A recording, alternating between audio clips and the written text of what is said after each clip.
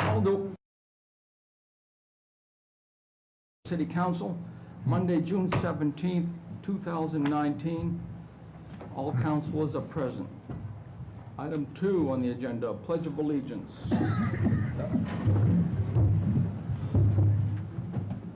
Allegiance to the flag of the United States of America and to the republic for which it stands, one nation, under God, indivisible, with liberty and justice for all.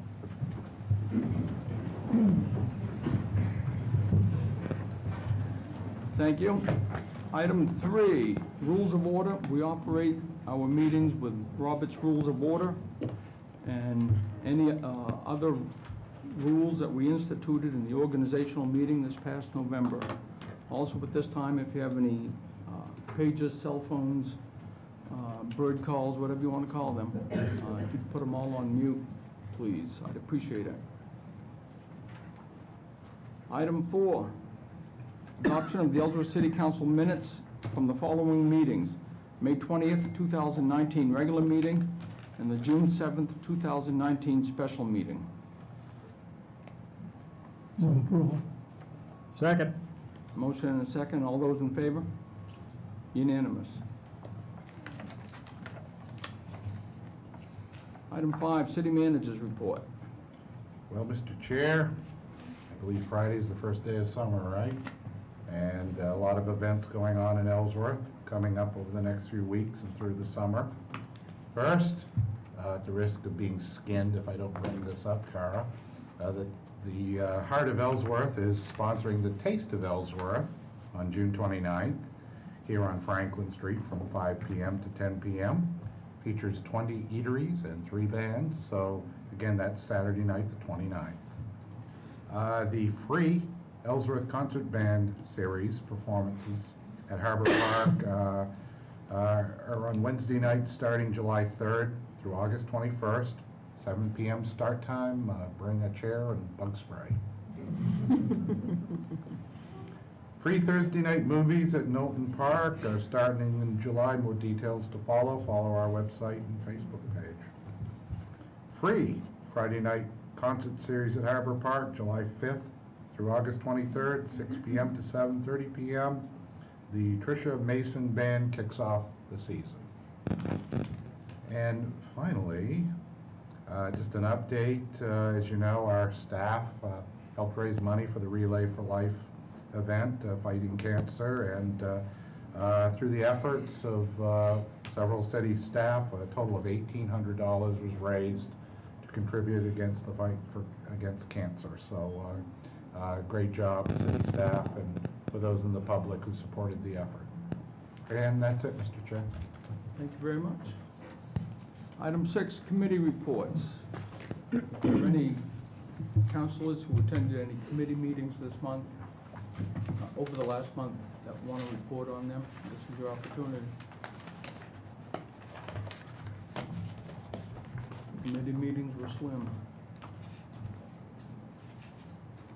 Item 7, citizens' comments. We set aside this time for citizens to make comments about 3 or 4 minutes on any item that is not on the agenda.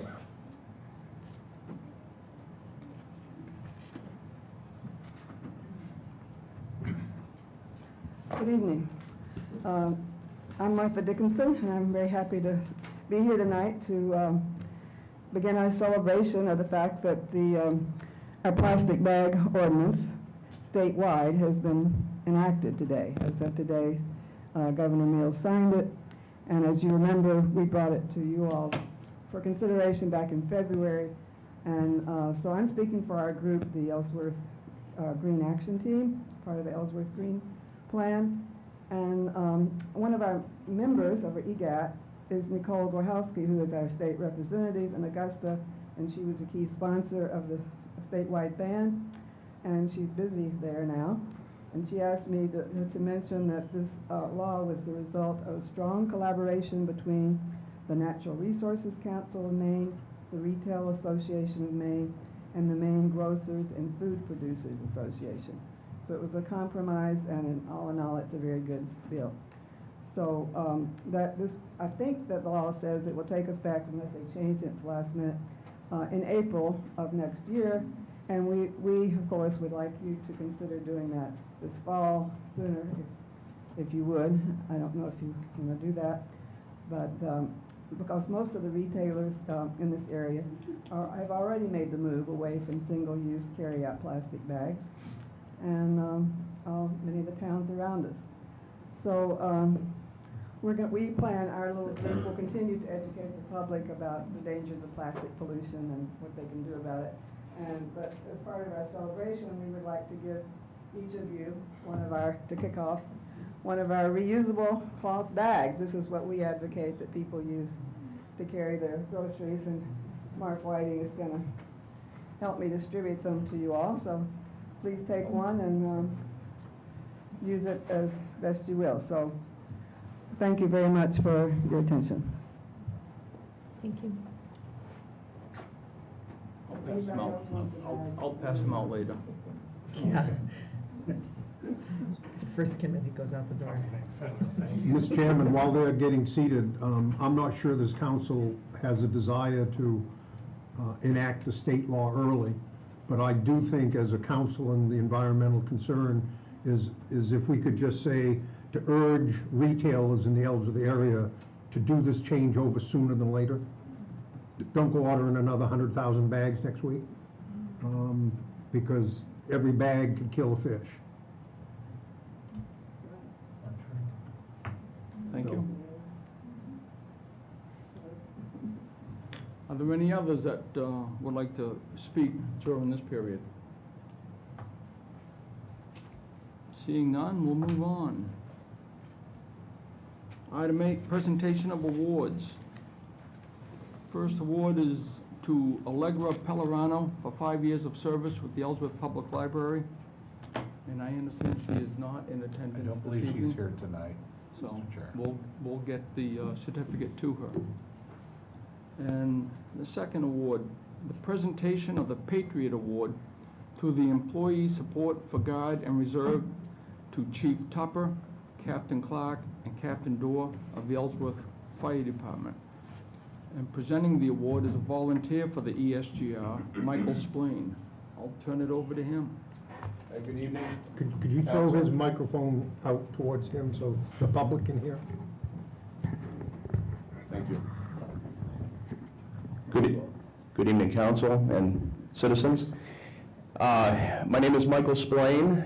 I'm originally from Bangor. I live down near Portland. I am a volunteer of the Employer Support of the Guard and Reserve. I've been volunteering for them for about 10 years. I spend most of my time taking care of small businesses in Maine to help them thrive and grow, which is very rewarding.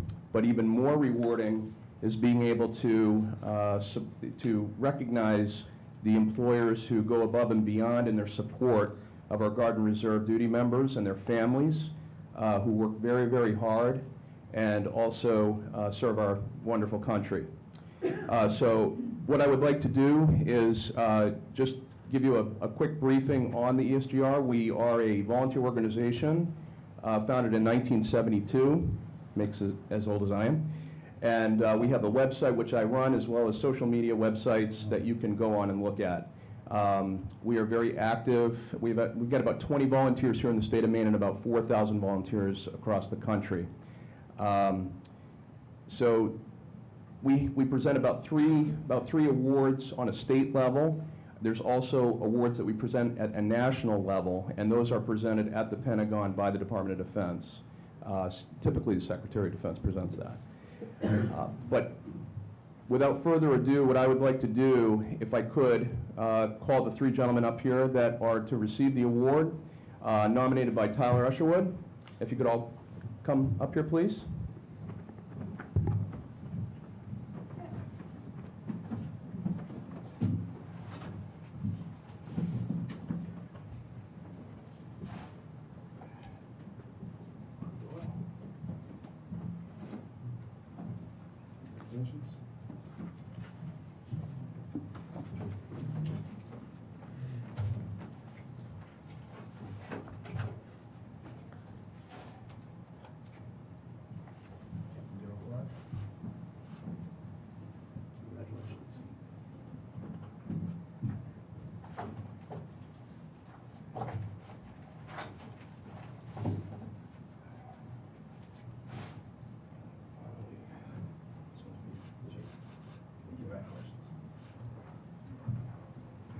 on behalf of the Department of Defense and the state of Maine ESGR, congratulations, and thank you for your above and beyond service.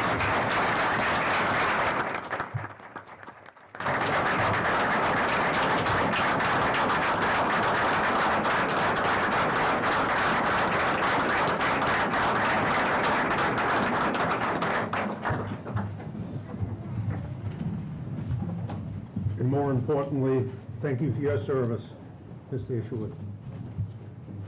Good to have you home.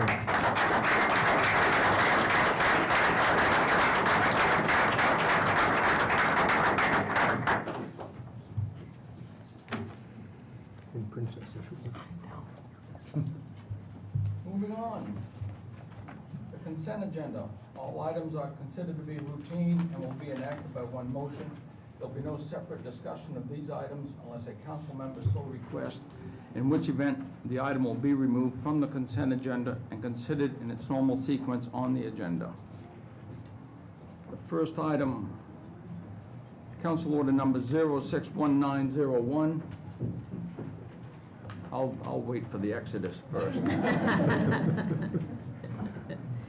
You'll be able to hear the echo in here once they're gone.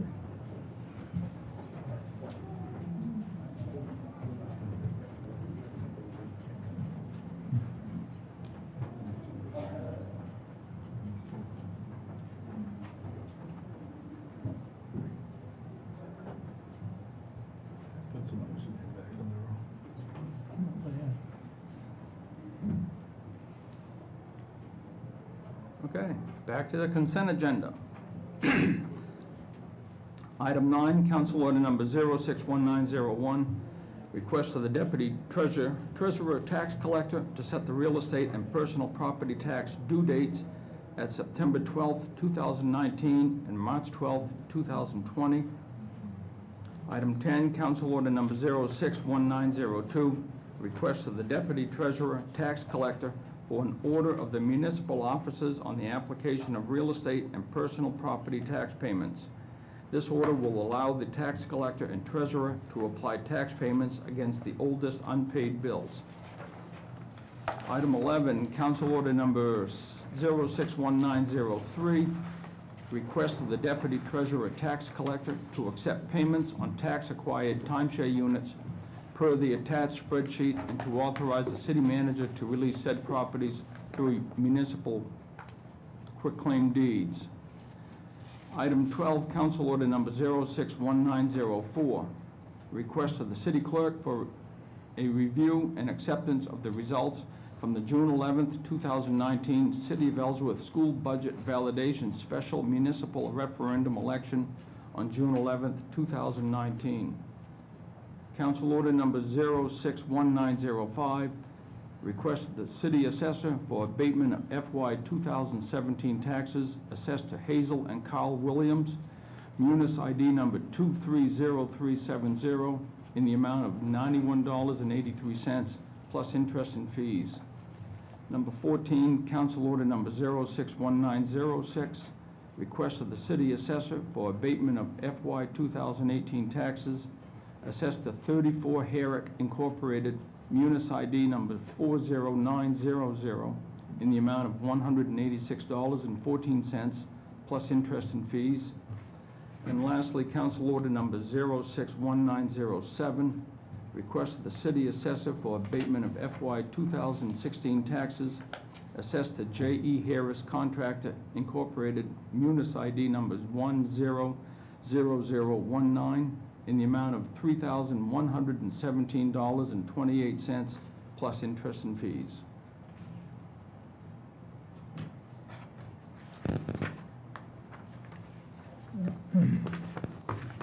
Mr. Chairman, I think I'd like to remove item 11 as there were no units sold this month. To clear that up, Council Order 061903, and then move approval on the remaining items. Second. Motion and a second. Further discussion? All those in favor?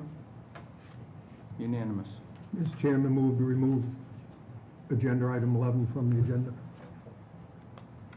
You took it out of rotation, that means we have to deal on it outside the consent agenda. motion, so. You can do what you want, he moved to remove it from the consent agenda. That means we deal with it in the way that As you it comes. interpret it. Well, Is it- let's do it. Is there a second on Council? Second. All those in favor? Unanimous. Item 16, public hearing and action on the applications for new or renewal for the following licenses. First one, Douglas J. Kime and Rachel E. Wallace, doing business as Homestead Motel and Cottages, 143 Bucksport Road, for renewal of a city lodging license. Public hearing is open. Seeing no takers, public hearing is closed. Is there a motion? Mr. Chairman, move approval of the Homestead Motel and Cottages for renewal. Second. Motion and a second. All those in favor? Unanimous.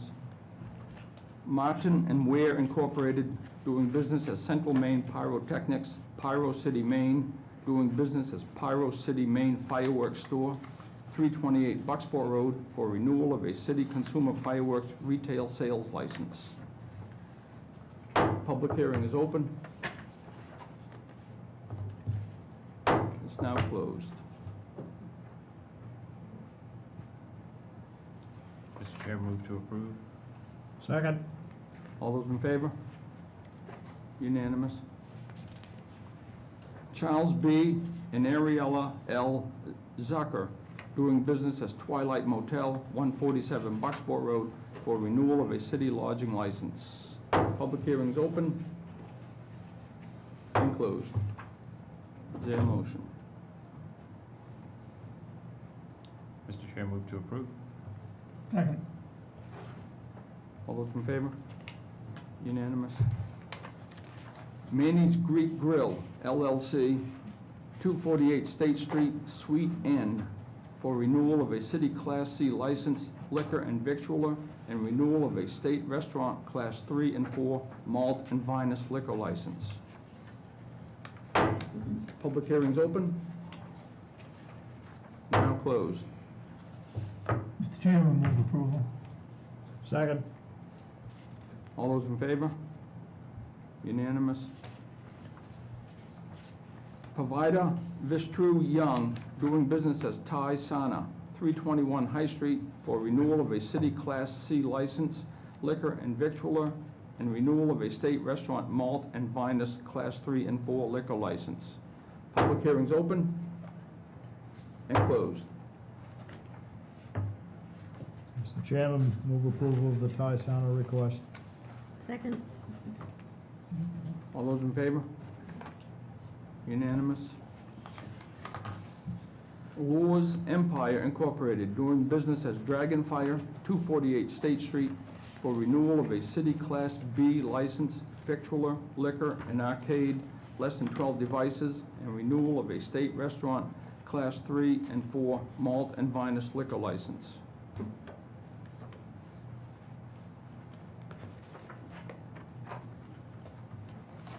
Is there a motion? Public hearing. Oh, I'm sorry. Public hearing is open. Public hearing is closed. Mr. Chairman, move approval. Second. All those in favor? Unanimous? Mr. Chairman, they all did get checked out, right? Yes. Okay. Yes. I meant to do that in public, and I didn't. Item 17, Council Order Number 061908, request of the Deputy Treasurer Tax Collector to set the interest rate on overdue taxes. Good evening, Council. Kelly Herrick, Tax Collector. Every June, I come before you to set the interest rate on overdue taxes. The maximum rate of interest is established by the Treasurer of State and is based on the prime rate as published in the Wall Street Journal. There was an increase in the prime rate this year from 8% to 9%. In the past, the city has stayed within 2 percentage points of the maximum rate. Due to the increase by the state, does council recommend staying at 6%, or are you in favor of increasing to 7%?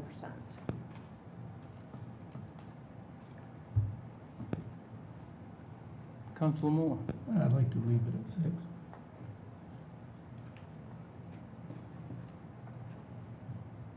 Any further comments or discussion? I'd concur. So, People can't afford to pay their taxes, so we slap more interest on them. Makes it easier to pay. I'm good with that. Is there a motion? move to establish or reestablish the city's tax rate at 6%. Second. Motion and a second. All those in favor? Unanimous. Thank you.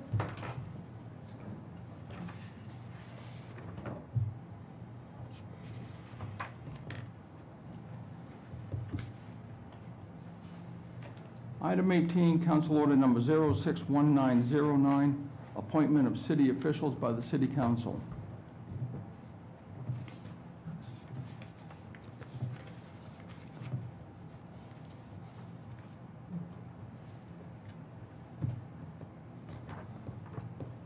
Any discussion on this item with the list that we have in front of us?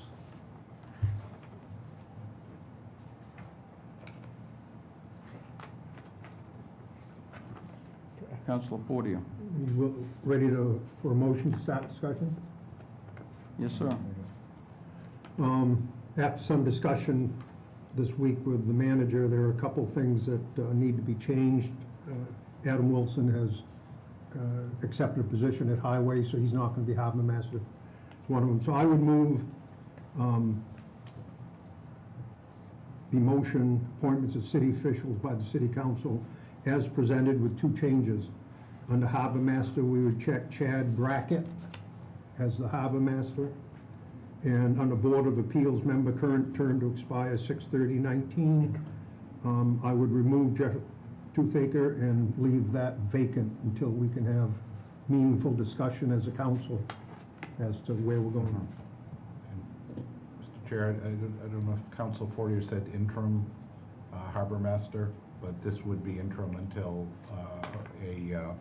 the selection process went through and a permanent harbor master was Correct. selected. He has all the rights and duties. Absolutely. Yep. I'd accept that. We need a second. Yes, sir. Second. Motion and a second on this.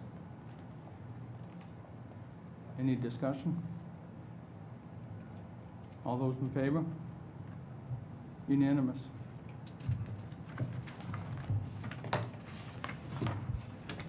Item 19, Council Order Number 061910, approval of the city manager's appointments. Mr. Chair, councilors, this year's annual appointments or reappointments in most cases happens to coincide with a recommendation tonight regarding the planning position here at the city. As you know, we have sought out a city planner for the last few months, and for various reasons, going to the outside hasn't worked out. In the meantime, our assistant planner has done yeoman's work over the last 5 months. Matter of fact, as recently as the latest planning board meeting, I believe there were 60 units of housing that went through in one meeting, and I went to that meeting and watched him in action. And Dwight Tilton, who's the interim city planner, said, no, I can't take credit. He said, Steve is doing a marvelous job. So after discussing it with Dwight Tilton, Jana Richards, who is our Economic Development Director, and Deputy City Manager Moat, we looked at a restructuring. This restructuring I also shared with the Human Resources Committee, and the consensus was to move forward. And so I would like to offer tonight, first of all, I believe my own observation is that we have too many people at City Hall at a department head level, and not too many, but over time, where you can consolidate, you should consolidate, is the better way to phrase it. So I would propose that the city planner position be restructured to be a staff planner, and instead of being a standalone department that would be tucked under Jana Richards as the Director of Economic Development. I would note that our Economic Development Director is the former town planner in Bar Harbor. Also, it served a similar role up in Orono and has a master's degree in urban planning from Tufts, which is a top-notch school. So the idea would be to put Steve Fuller in that position. He would be the day-to-day person in charge of planning and doing the activities, but he would have Jana Richards as his supervisor and there to give policy guidance. I think it's a win-win. In recognition of that, I would propose changing the department from Economic Development to Development Services, which denotes a broader umbrella. But for these purposes, the city planner would become the staff planner. It would no longer be a director level position. It would do the day-to-day functions. And Steve Fuller's former position as assistant planner would be restructured into an administrative support position.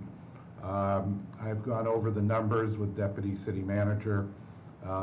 We do believe there will be some significant savings, and we can certainly work within existing resources to make this work. So I would propose that on the list of appointments that you delete interim planner Dwight Tilton, because he would no longer be involved, that Steve Fuller be listed as staff planner rather than city planner, and Jana Richards be Development Services Director. Again, this is an additional responsibility and an absorption of the function into that department. We just happen to have a head of economic development that knows planning as well. So I think it's a good consolidation. And I'd be glad to answer any questions on that. Beyond that, we also have a couple of other cleanup items. We have a recently appointed captain in the fire department, Tyler Kennedy, who was unintentionally left off the list. I'd like to add him. Finally, and Council Fourier has already mentioned the fact that Adam Wilson will no longer be harbor master because he is now the new crew leader in the highway department. Congratulations again, Adam. So I would recommend again that Chad Brackett fill the harbor master position on this interim basis until the selection of the new harbor master is completed. I would note that Mr. Brackett has gone through the training at Maine Maritime along with Adam Wilson, so he's the only one within that group that's had the appropriate training. And those are my recommendations, and glad to answer any questions. Would Counselor?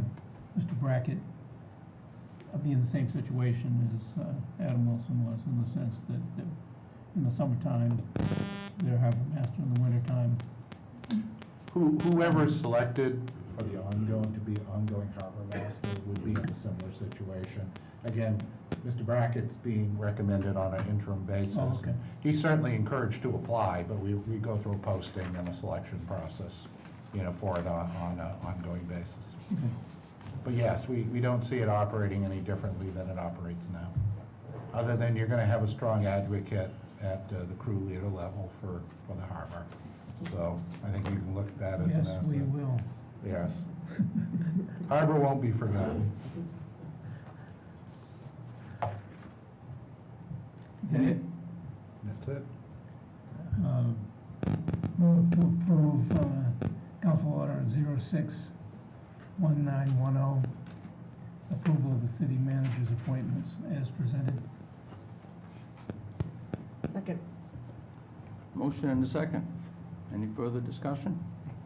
Yes, sir. Quick comment, I just want to say thank you for the approach. I think looking at it from anytime you can achieve efficiencies with functions, reduce costs is important, whether you're in city government or business, and also the planning that you're doing around succession planning is always helpful and important, so on that front as well. So thank you for doing that. Thank you. Any other comments? All those in favor? Unanimous.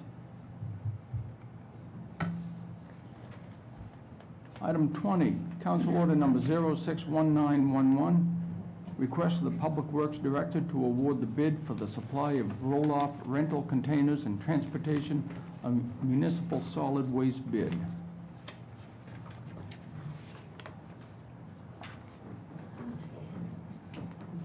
Good evening, councilors. Lisa Seckledge, Public Works Director.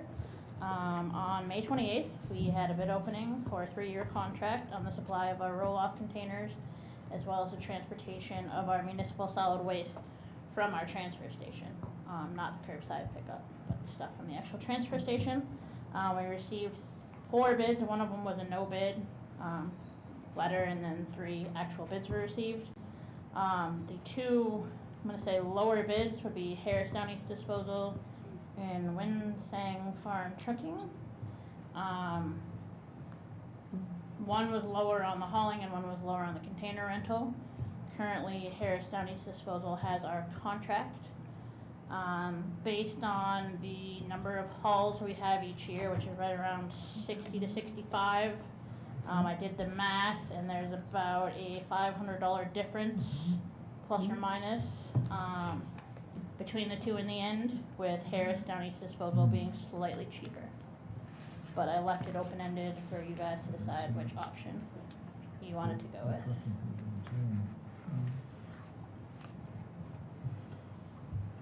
Majority of the waste goes to PERC, correct? Correct. And your others were just in case of Bypass, yep. contingencies? And the annual rental of the 2 containers is a monthly fee or a? That would be the total yearly fee Okay. for both of the containers. We've had history with Harris and things have been very good with them, correct? Decent, yes? Well, you hesitate. No, just, yes, it's been mostly good. They've been, Just some, I think we've also had experience with Winsong Farms in the past too, if I remember correct, right. before my time. Your hesitation makes me nervous. I don't know if it's No, issues or. it's not a nervous hesitation, just some billing type issues recently. We gotta take care of those,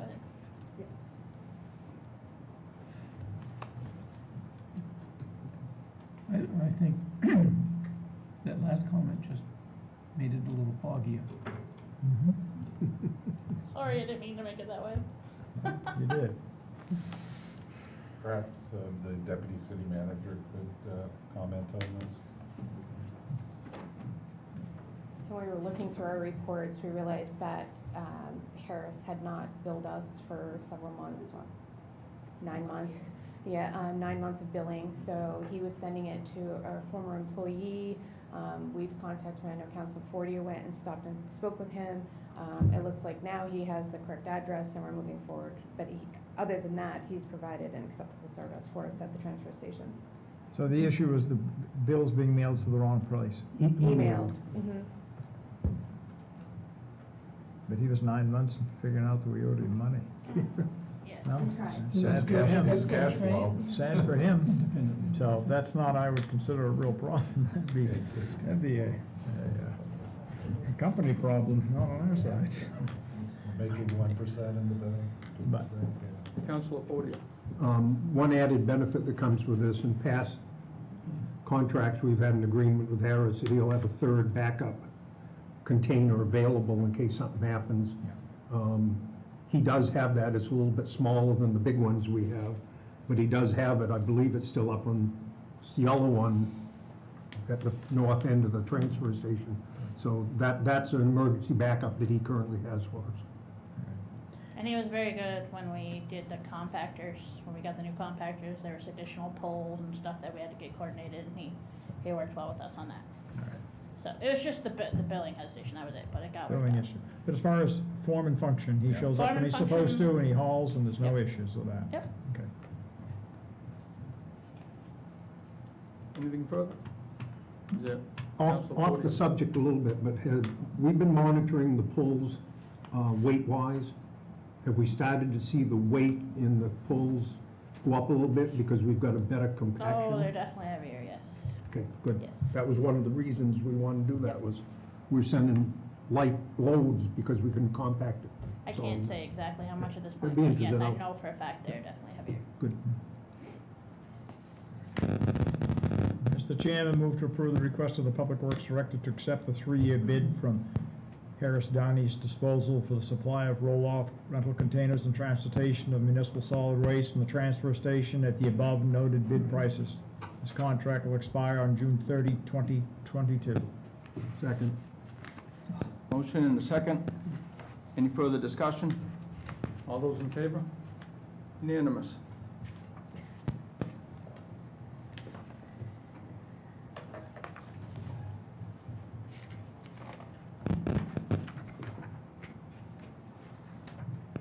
Item, council order, agenda item 21, council order number 061912, request of the Public Works Director to award a bid for the harbor tank upgrade project and authorize the city manager to sign all necessary agreements. Good evening again, council members. On May 2nd, a bid opening was held for the replacement and the upgrade of the fuel tanks at the harbor. Multiple bids were solicited, but only one bid was received.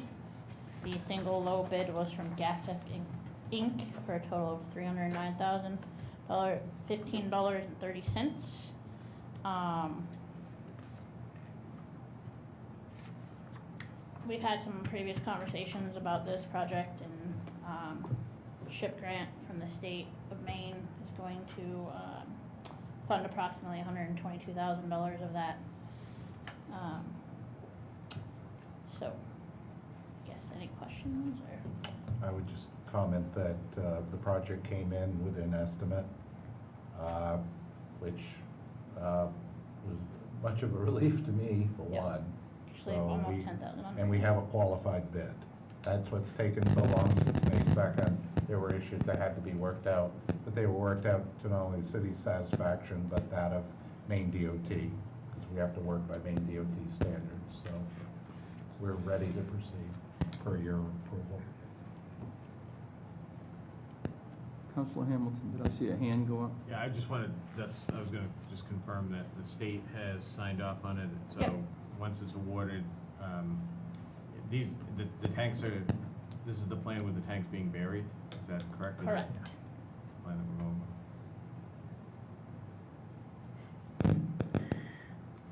And I would add that the contractor, they bid on the project. The DOT has very specific ways of bidding out projects, so it took some time to qualify it and make sure it was fitting the individual needs of the DOT, but it came back. In fact, I have the email as well from Rel Gagnon confirming that he's satisfied and we can proceed. Councilor Phillips. Yeah, Mr. Chairman, I think the harbor's a wonderful thing. We've spent a lot of money down there trying to make it a viable and usable place between the slips, the dredging, and other improvements. I do think having fuel there is a great asset. When I sit here and look at a number of $309,000 and almost $200,000 coming out of local money for a place that sells 10,000 gallons of fuel a year and may gain 5, may gain 10. Payback is phenomenal. The tank life is probably 20, 25 years. I don't think, even with the state's assistance, that it's a good idea. I think it's an overpriced project that we're irresponsible to do. Personally, I do. The more I look at it, I really do think it's a great thing to have the fuel there, and I think it would be an asset. But at that cost, I can't bring myself to vote for it consciously. Absolutely not. Not for what little use it has, and benefits a handful of people in many ways. I think it's irresponsible government. Thank you. But that's my opinion. Yeah, it's not monopoly money, that's real money. Even though some of it comes from the state, the rest of it's coming out of the local pockets, coming out of our taxes. Any other comments?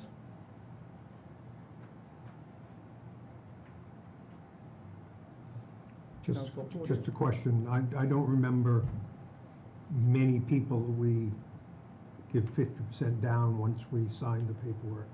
That's in their requirement, that 50% deposit upon acceptance. Have we talked to them about that? We normally don't do that. Okay. The Long as you, state, long as you. I did check with DOT, and DOT said how, it's a reimbursement type thing, so how we pay for it up front, they don't monitor. It's on the Okay. back end, how they Okay. pay for it. We just have to Yeah. document the quantities per their requirements. As far as how we normally pay it, that Would it have to do with the fact that they're the big ticket items, the tanks? The and tank, they have to yes. buy the tanks? correct. So you're really, I believe, and I defer to the deputy city manager, but I recall on the Jackson Lab water booster station, I don't know if we had to prepay on the equipment or whether we pay, I can't remember the terms on that particular situation. but- You're fine.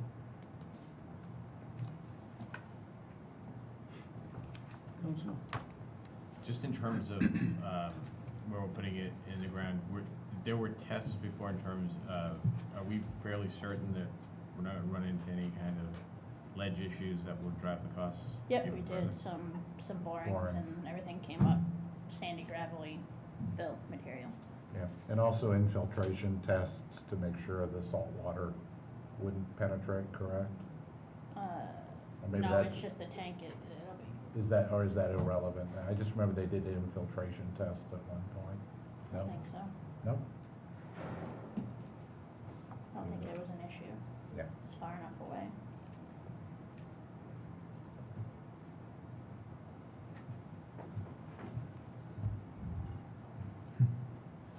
Any other comments?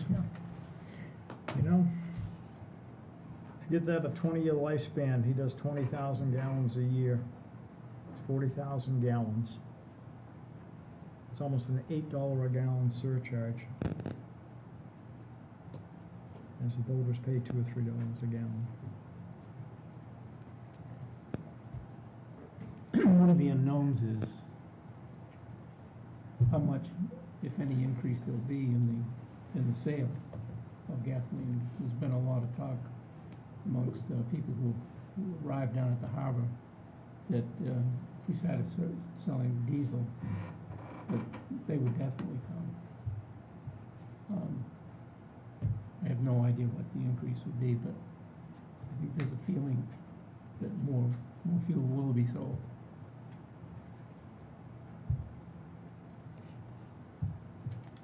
I think we do a lot of things in this city that don't necessarily benefit everyone. The opportunity is there, but sometimes people don't take advantage of it. For instance, the city forest in North Ellsworth. Wonderful place. We've invested some money in that. And I don't think many people take advantage of it. That particular one, I don't think many people know about it. A lot of money, but we still need to have the availability, in my mind, of different forms of recreation. And I think the harbor is more than just fuel sales. There's a lot of activities that go on down there. You go there on a Friday night in the summertime when the concerts are playing. Yeah. They get one heck of a crowd. And I think without fuel sales at the harbor would,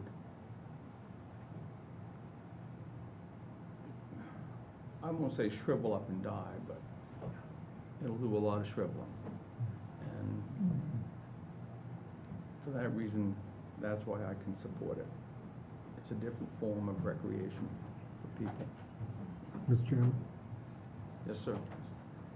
And the reason I can support this is right now, we know that that tank down there is inappropriate.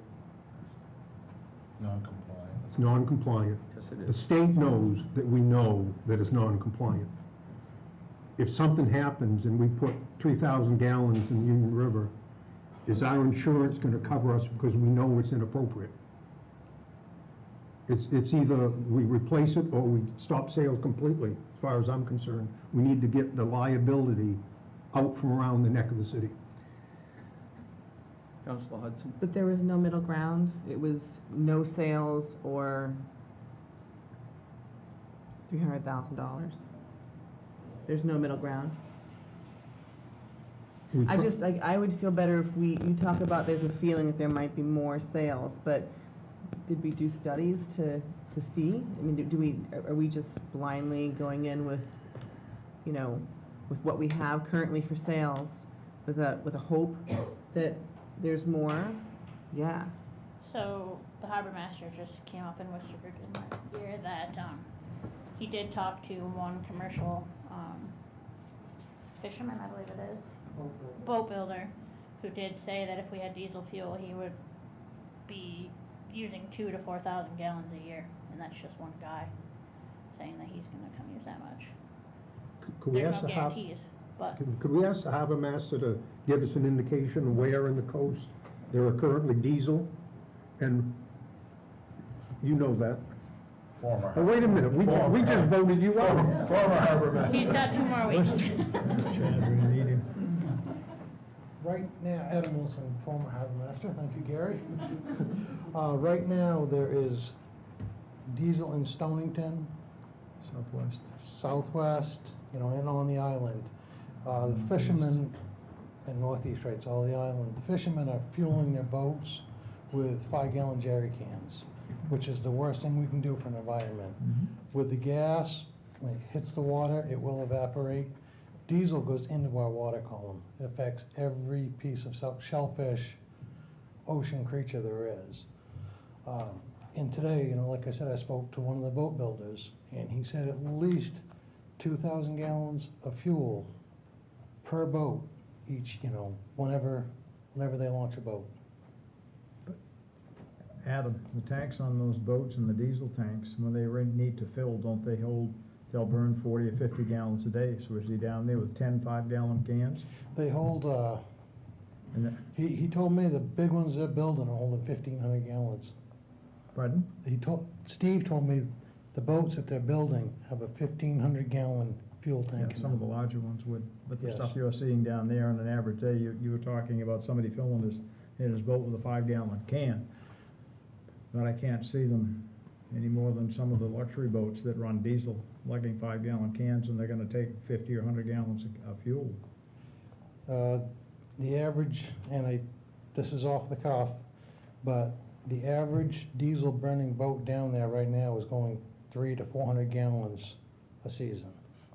There's 10 of them currently, and we're bringing people in. We have the Booth Bay Yacht Club that bring in 5, 6 cruises every year, and they all take 400 or 500 gallons on board when they're here.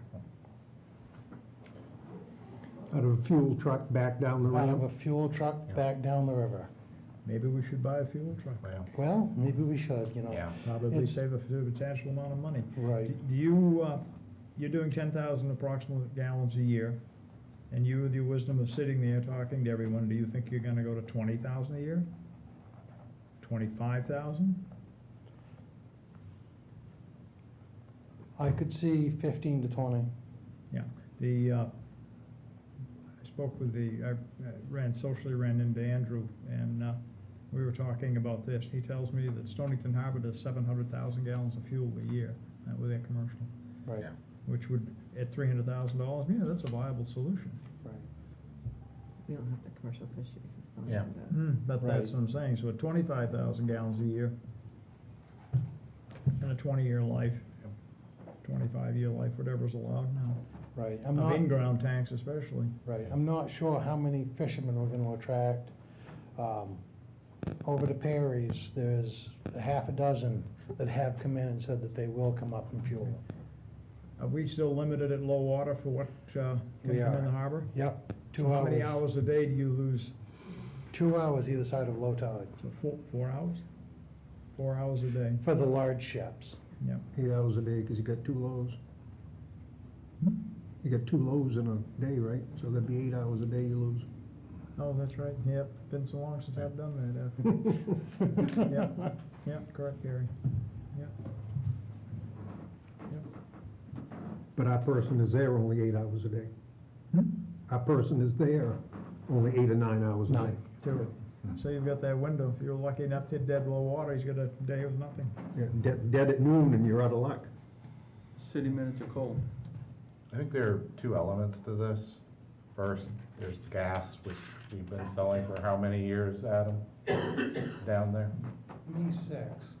But prior to that, I mean, how long have we had fuel available down there? 20 years, so it's been an integral part. There's no standing still on this. It's, as Councilor Fortier said, it's non-compliant. So I don't believe there's any way to retrofit it. It's either decommission it or replace it. Then there's the diesel fuel, and having sat in with the Harbor Commission, they really see that as the future, you know, in terms of commercial activity and the growth of the harbor. As of today, we have the DOT, and I respect everything you said, Councilor Phillips, about it's still public money, absolutely, but the odds of getting any more DOT money on this if we pass, I don't think are very good, and as of today, we can get, what, 35%, somewhere in that range out of the DOT. So those are the decisions, I guess, that the city needs to make. I understand the economics of it, but I would think that the sale of fuel is really integral to operating that marina.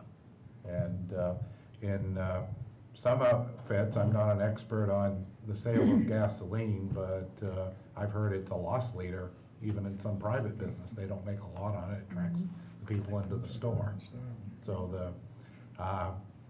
yeah, I totally understand Councilor Phillips' concerns with the economics of it and the longevity, but it is what it is. This is the harbor that we have, it's the marina we have, and the situation we're in. So, and with this, time we paid for the dredging, time we paid for the slips, what are we up to? We'll have invested in that harbor between $700,000 and $800,000. Easily. And you have 25 boats on a mooring and 30 slips, or what have you got, 50 boats total?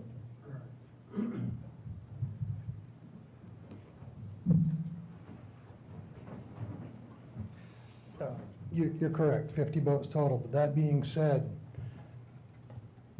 15 years ago, that was nothing but a money pit. The taxpayers were on the hook for every bit of it.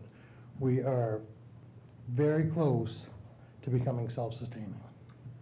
For your operating costs? Right. Not for infrastructure Not costs. for the infrastructure. You and I can't live long enough to cover the infrastructure costs. Right.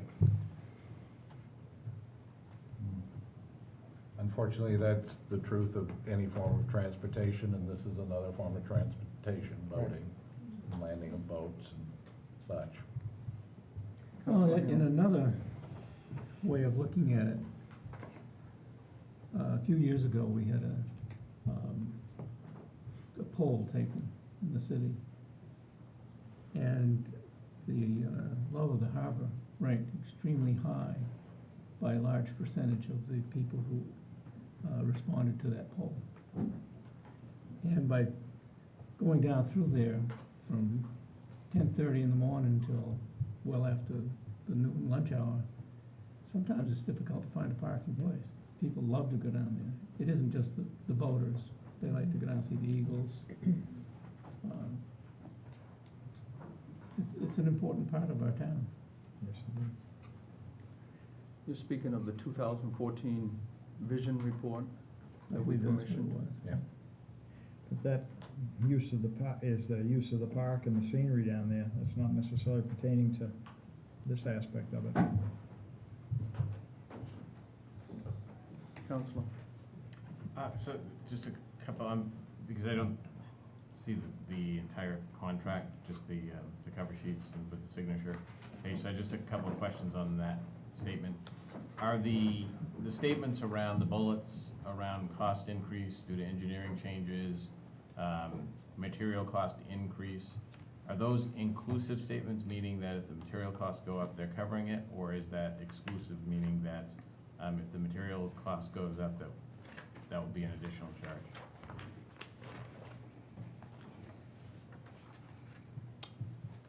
I believe it's if we change orders, basically. If we do Yeah. any change orders, we Change say the we design. want to use asphalt instead of gravel, or if we, as the city or the city engineers decide to make changes, then you do a change order and you'd have to pay for those increases.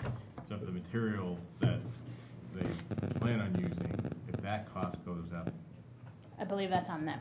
There's no escalator in this, correct? Right. It's and, it's a bid for a full and We complete change the project. design, that's on us. Right. and then in the contract itself, is there definitive language about that they'll start in October and finish by April, or is that just left loose? So, and I didn't include that. In our bid package, yes, we do have specific end dates and start dates. Our start dates we're coming into them shortly. Or actually, I think we're past it, it's June now. But they said to us that they plan on doing it in the fall, which will work better for us because the harbor should be closed by then. But they still have the final completion date of April that they'll have to meet. And that's part of the DOT approved specifications we put out. So the last question, and kind of goes to Council Fortier's point around the 50% upfront. Are there any penalties attached to if they start late or don't finish on time? Yes, there are liquidated damages if they don't finish on time. And that's built into the contract? Yes. Which is a standard DOT requirement. That window is pretty tight, right? They have to be done by April of next year. Right. There's always force majeure, which is act of God, things of that sort, but things that are within their control, they have to Yep. perform. And liquid, do you know what the LDs are? I don't, off the top of my head, I don't. They're usually significant, it adds up pretty quickly on a daily basis. Doing it with the DOTs, we fall back a lot on their nice giant thick book that has a lot of those clauses and fees and language. Does it align with payment, though, in terms of how would we be fighting it in court? If we're gonna give 50% over, that leaves 150,000 out there, and if the damage liability is greater than that, then we're gonna have to go to court to get that. It's not going to be, we're not retaining that. Is there a performance bond? They do have a performance bond, yes. Right. And they are reputable, Yes, I mean, they're a major Okay. player in the tank industry. It's not which there a aren't mom and that pop many. shop. Yeah. I would like to point out that there've been stories on this, we've seen it with the DOT, the cost of their projects going out of sight, they've had to cancel major projects. We've seen it locally, the price of construction going up. I think we tested the market hard, and I think we tested it fairly, and this is what it's yielding. I don't see anything better on the horizon, maybe down the road if the economy slows down, but, we'd be on our own at that point. I don't see DOT, in the fray at that point.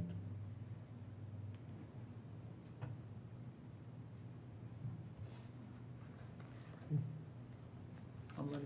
Mr. Chairman, I move to approve the request of the Public Works Director to award the bid for the harbor fuel tanks and associated equipment to Gaftech, Inc.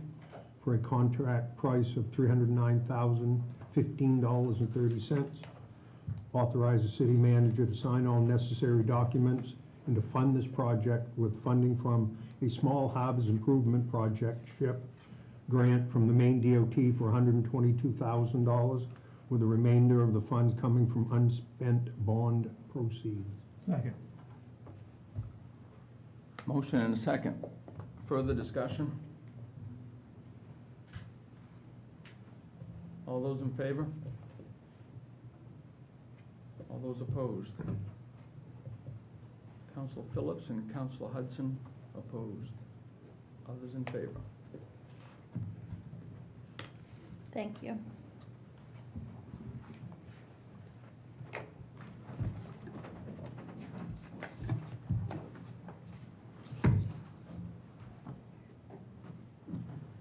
Item 22, public hearing and action on council order number 061913, authorization for tax anticipation borrowing, $2 million. Thank you, Mr. Chair. On Thursday, June 13th, the city accepted bids for a tax anticipation note, or a TAN. The proceeds of a TAN is used to finance our governmental activities and our obligations in anticipation of us receiving tax monies. In preparation of this TAN, I do up a cash analysis and determined that $2 million would best fit the needs for the city this year. We did have 5 different bids. KeyBank came in at the low bidder of 2.13, which is 21 basis points lower than what they bid last year. So we actually have a very favorable environment. It continues. So I'm recommending that the council approves the bid to KeyBank at a rate of 2.13%. Chair, I'd note that this is the same amount as last year, That's 2 correct. million. And I'd further note that, at least when I first came here, I seem to recall it's $3.5 million for our tax anticipation note. Yes. So, this is good. Questions? Council Fortier. Just to comment that some of this restructuring of it downward was because we refinanced the Myrick Street package and didn't bring it out of our cash flow. So it's a very good rate. Very good. Any other questions of the finance director? She's not the finance director. All habits. Any other questions of the deputy city manager? Yes, ma'am. Why isn't the finance director presenting? This is part of her job description. Bonding. Now, I would note when the deputy city manager came back and we had a division of duties, certain financial duties stayed with the deputy city manager, given her background in borrowing, particularly banking. As she did have a brief stint in banking, so we put that to use. Any other questions? Is there a motion? Mr. Chairman, move to award the, my glasses on. Move to award the tax anticipation note to KeyBank at an interest rate of 2.13% for a $2 million TAN as presented. Second. Motion and a second. Further comments? All those in favor? We need a public hearing. We need a public hearing. Thank you. Thank you. This is a public hearing on the proposal for a $2 million tax anticipation note.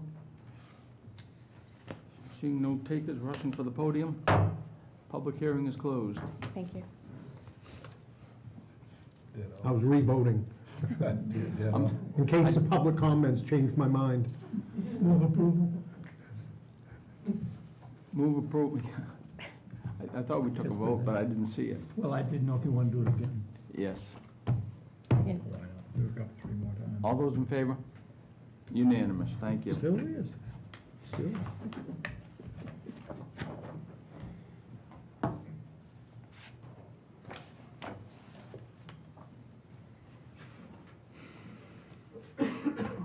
Item 23, public hearing and action on council order number 061914, a proposed change to the city of Ellsworth official land use map. The proposal is to consider rezoning land currently in the commercial zoning district and one parcel in the rural zoning district to the urban zoning district. Yes. Good evening, sir. Hi, Dwight Hilton, Code Enforcement. We presented the information on why we thought this was necessary. We have a couple that want to return to the area and build a home with their daughters, on their daughter's property.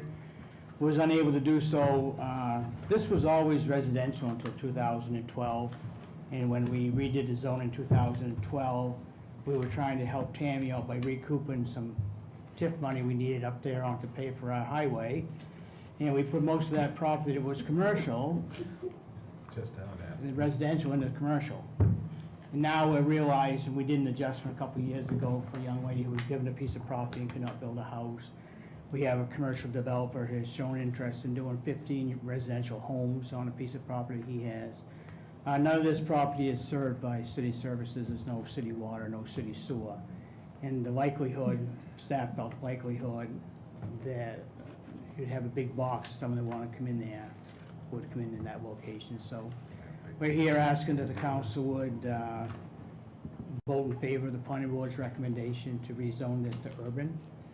The only big change is you can't build anything over 100,000 square feet, which you can in commercial now, and you can't have bulk tank storage in that zone, which you could with commercial. Everything else basically stays the same as what it is right now, except we now allow residential homes. So I guess from what I read from the findings is that when we took the paintbrush out, it was too wide, Yeah. not well thought out. Yeah, Shocking news. yeah. Wow. If you drive down Buttermilk, it feels residential. Yeah, it does. And we all know that the era of the big box, you know, came to a screeching halt in the late 2000s. And, you know, the idea that that was going to be a haven for big boxes isn't going to happen.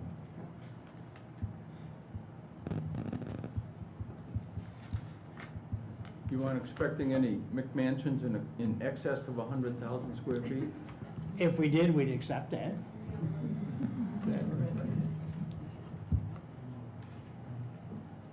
Did you receive any comments from property owners? Did you receive any comments from property owners? There was nothing negative, no. Everyone is in favor of it. The other thing that was affected, it also made churches non-conforming. And in theory, if you have something that's non-conforming, you can't expand a non-conforming use.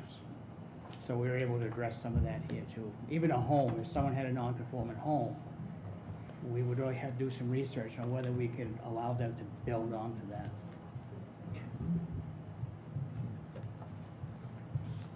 Pretty sad after all hours and time that were spent on that ordinance. Years in the making. But it's a living document, and here we prove it again. This is a public hearing on the proposed change to the City of Ellsworth official land use map. If there are any comments,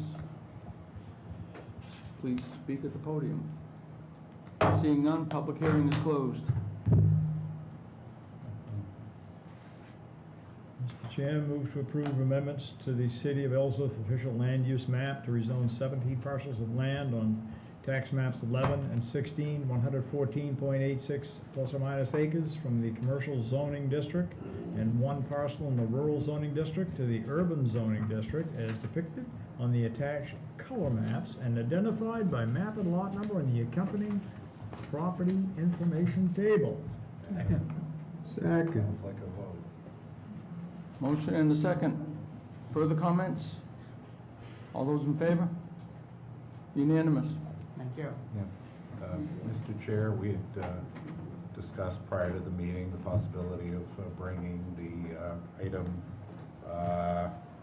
28 regarding naming Tammy Moat as acting city manager up the agenda. Tammy's here. She's been on vacation over the weekend through the week, and I want to get her out the door as quickly as it can. And I wonder if it'd be possible to do that item either before or after the budget resolution. Let's do it right now. Any objection? I mean, move we suspend the rules and take item number 28 out of order immediately. All those in favor? Unanimous. Thank you. Thank you.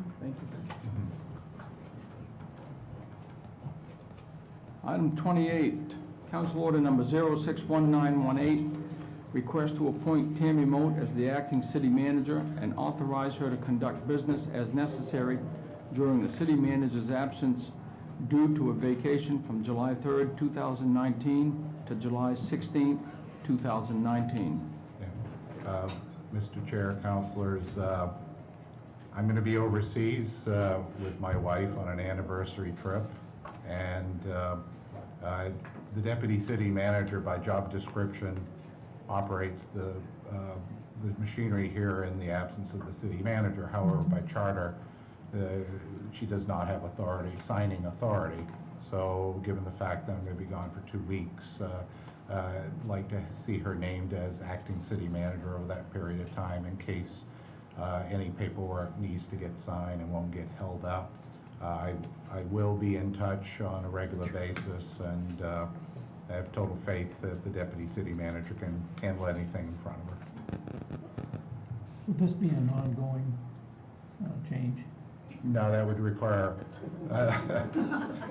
If it works out well. I get where you're coming from. We could extend the date. I'll You could stay in really- Barcelona.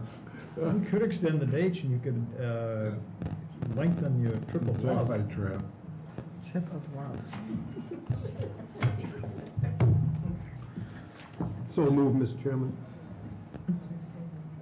To extend the trip of love. Second. Motion and a second. Any further questions? All those in favor? Unanimous. Returning to the regular scheduled program. I was gonna do the budget Yeah, first. yeah. Minor item, but. Item 24, public hearing and action on budget resolutions for FY 2020.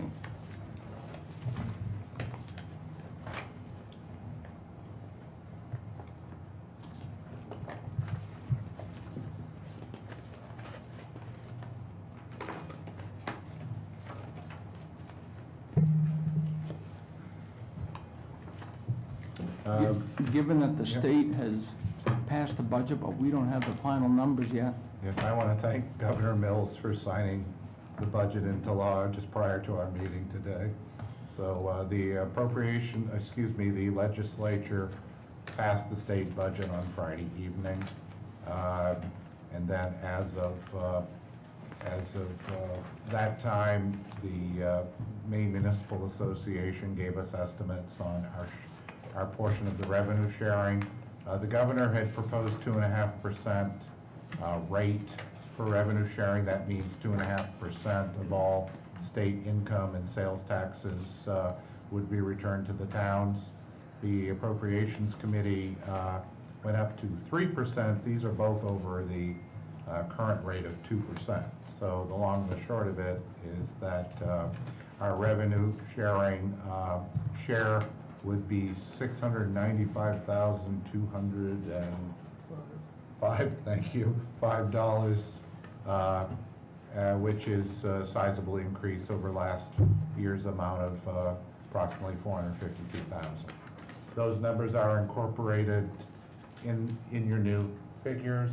Also, the homestead exemption has been reported to have passed at a level of $5,000. So the existing homestead exemption is $20,000 for people's primary residence. That will go up to $25,000. That would have an impact in Ellsworth based on the rate being proposed here of, I believe, $92.90.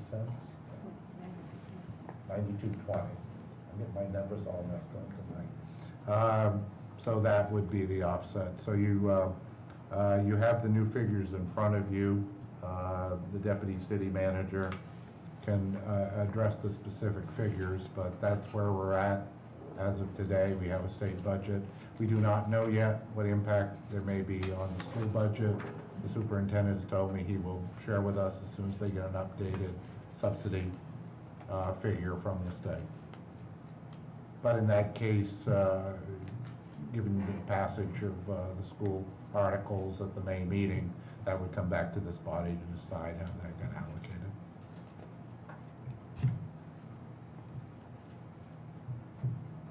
Any other comments? It is some good news, though. Wait till you, well, till you fill out your income tax. Yeah. Tim, you would like to have this read? what you and I talked about, is that correct? That's correct. Okay. The adoption of budget for fiscal year 2020. Be it hereby resolved that the sum of $20,680,481, which constitutes the estimated requirements of the various city accounts for the fiscal year 2020, based upon the budget submitted by the city manager, as provided by the charter, be raised assessments upon the inhabitants of the city of Ellsworth and upon the estates on non-resident proprietors with the city for the present municipal year, and that the sums hereby appropriated, in addition to sums as otherwise provided, the amount for each purpose being specified as follows. It is further resolved that the city of Ellsworth approves the budgets for the following departments in the amount specified. The FY 2020 capital improvements budget, $1,072,446.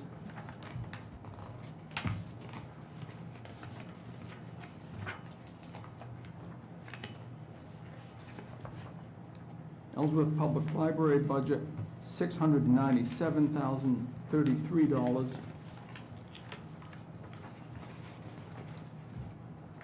Water Department, $1,488,073.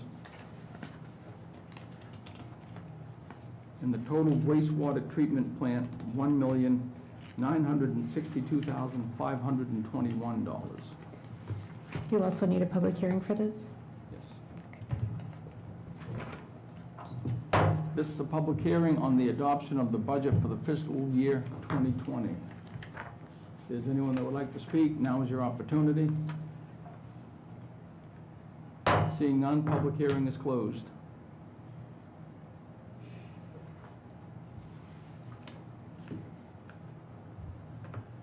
Comments?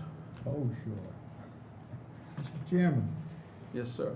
I saw that from our initial paperwork that the mill rate then drops from 18.92 to, as presented, 18.76. That's correct. And the reduction in mill rate's only been accomplished by more revenue coming in. Actually, I don't think we made any cuts to ours to speak of, other as accepting, I think, as was presented to us through the workshops. So, the other thing I happened to look at in there with your capital improvements with the road budget of $700,000, that additional $200,000 we just threw at the fuel tanks would probably look better in there in my mind, but that's water over the bridge or fuel over the dam. It's an increase. It's a marginal increase, but it's an increase that continues on.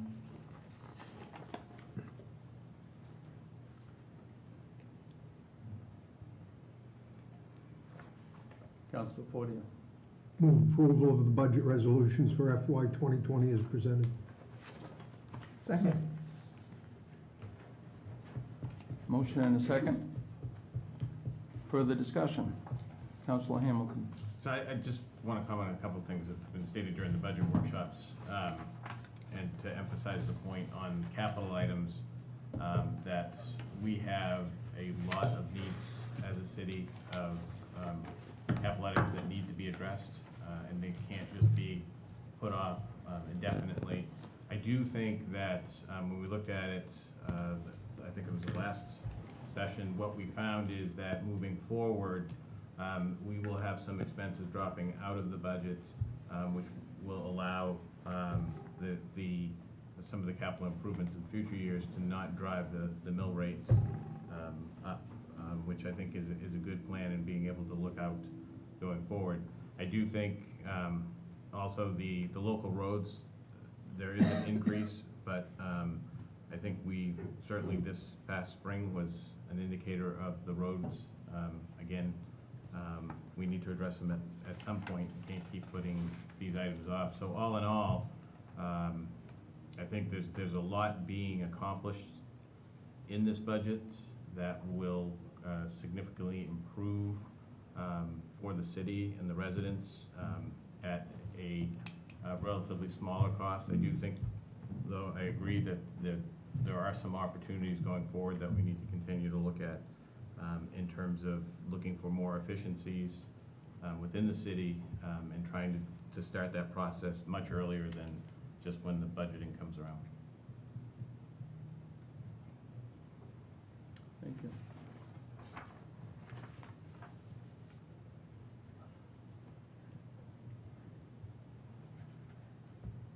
Any other comments?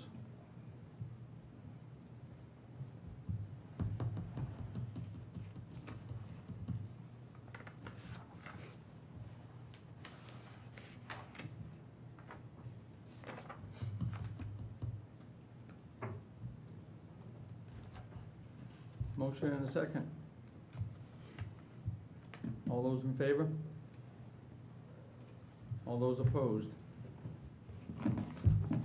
Council Phillips opposed? All others are in favor.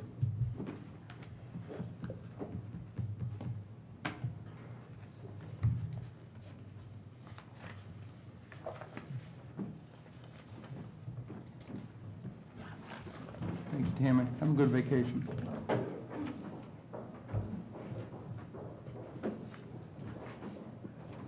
Item 25, Council Order Number 061915, request to accept grant funding from the Maine Technology Institute to provide ongoing support for the Union River Center for Innovation.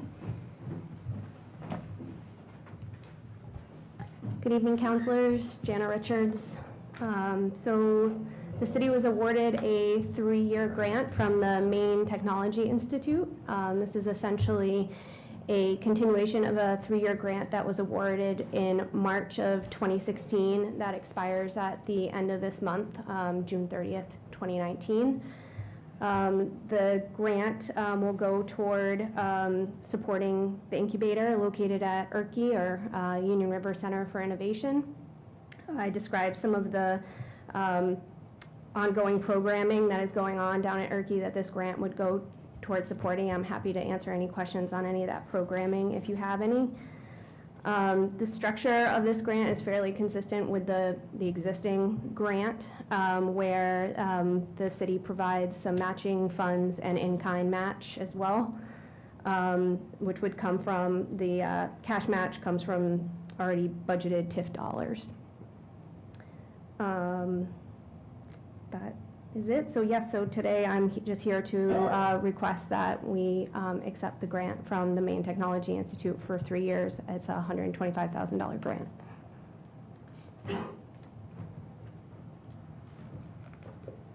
Questions?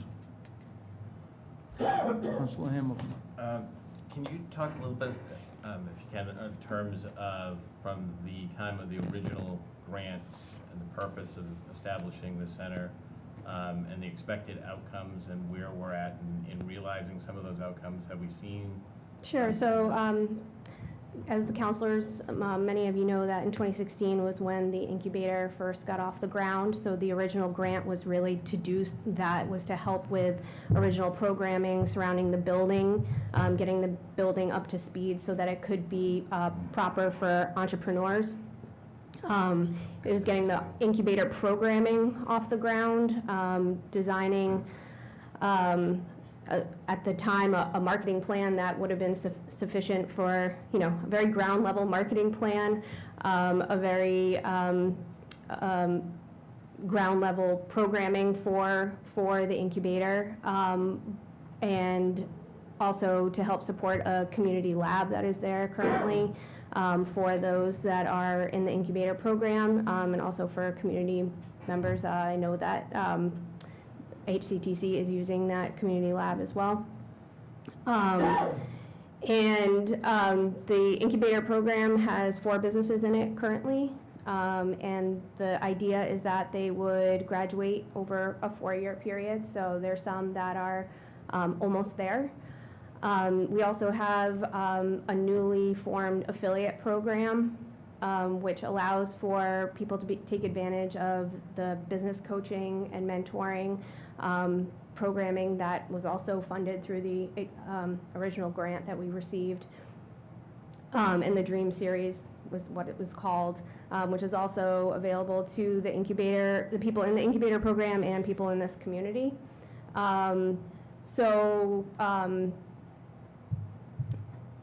Yeah, they set that up as well.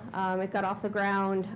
They're doing well. The affiliate program is so that they can take advantage of that incubator programming without actually being physically housed within the incubator. There's also an entrepreneur on site, somebody who's doing business coaching, who's consistently there at the incubator. In the beginning, it was sort of a undefined role, and so we're trying to strengthen and define that role at this point.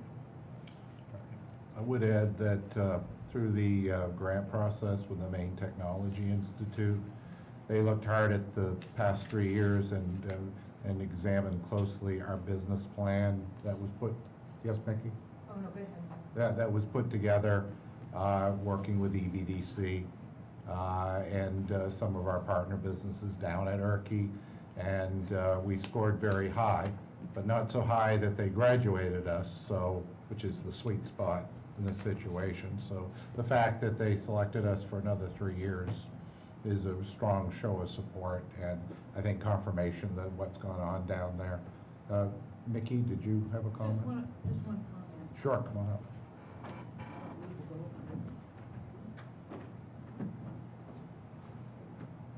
When you talked about how we've graduated stuff, the one thing that we started with, and we really made some recommendations and wasn't sure if we would make it, we thought we'd only have 60% full. And at this point, it's closer to 86% full. And we looked at all of the research about how much revenue would we bring in between the incubator program and the tenants. And we had $67,800 that we thought would happen by 2008, at the end of 2018. And it was 67,200. So we've really, what we tried to do, I think we've made a lot of progress. The reason I ask is, I'm not sure that the general population understands what is goes happening on. there. Well- Because it's very interesting in terms of the types of businesses that are coming in and getting started, and the opportunities that it creates potentially down the road in the city. And so I just think any chance to really Right. talk about what is actually Thank going you. on down there to make the connection is important. Yeah, what's really exciting I'll is, let Jan. oh, I'm sorry. What we hope to do under this new grant program is to have more targeted marketing and targeted business coaching surrounding a lot of the sectors that we're looking to attract, and to really help the people that are in the incubator program currently. We've also had the ability to reach out to a lot of partners throughout the state who are within the sectors that are, so for example, there's an aquaculture business that's within the affiliate program. We're not experts in aquaculture, so we're able to reach out to state partners who are experts in aquaculture, pull them in, and get help for people who aren't part of the program. Yeah. I think what's cool is that it's a physical incubator within those walls. There are so many tenants in there. As Mickey said, it's 86% full, but it's also an incubator without walls. It's providing the same kind of supports to other businesses that aren't necessarily located within the walls of the structure. So it's having a twofer impact. And just to put a plug in, since you're allowing me to, there is going to be an expanded upon business coaching series that will be available to the public. And I think that we're going to ask the chamber to hopefully help us with advertising those. So please keep on the lookout for them. They should help small businesses, startups, and entrepreneurs as well. Which are all candidates to locate here in Ellsworth, That's right. correct? That's right. All right. Any further questions? Is there a motion? Mr. Chairman, authorize the city manager to accept a 3-year, $125,000 grant from the Maine Technology Institute to provide ongoing support for the Union River Center for Innovation, and to commit necessary in-kind and cash match as presented per the grant agreement. Second. Motion and a second. All those in favor? Unanimous. Thank you.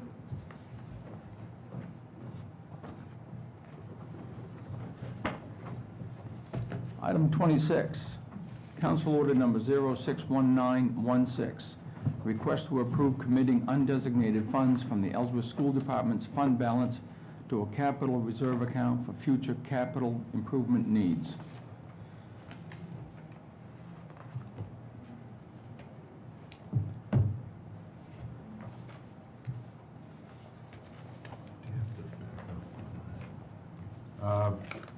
Mr. Chair, I just realized that in my encouraging the deputy city manager to go, she's not here now to address this, so I will. Well, we have a finance director here. Sure. Mm-hmm. Sure, It's quite simple and straightforward. yeah. Good evening. Based on the information that Superintendent Higgins had provided for this agenda item, Deputy City Manager recommended that we move $100,000 of the Ellsworth School Department's undesignated fund balance to the city's capital reserve account for the lighting upgrades at Duluth Stadium.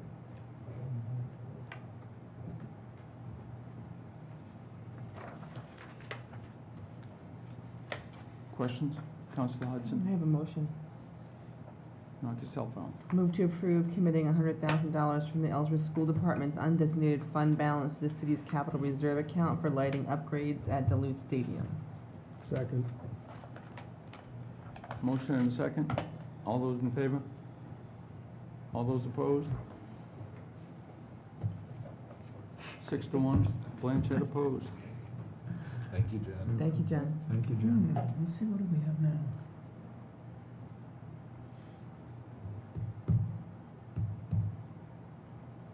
Oh, I think we're down to adjournment now. I This is too I bad. move to remove agenda 27 and agenda item 29 from the agenda as Mhm. requested. Second. All those in favor? Unanimous. Now, John. Move to adjourn. There you go. Second. All those in favor? Yeah, that's unanimous.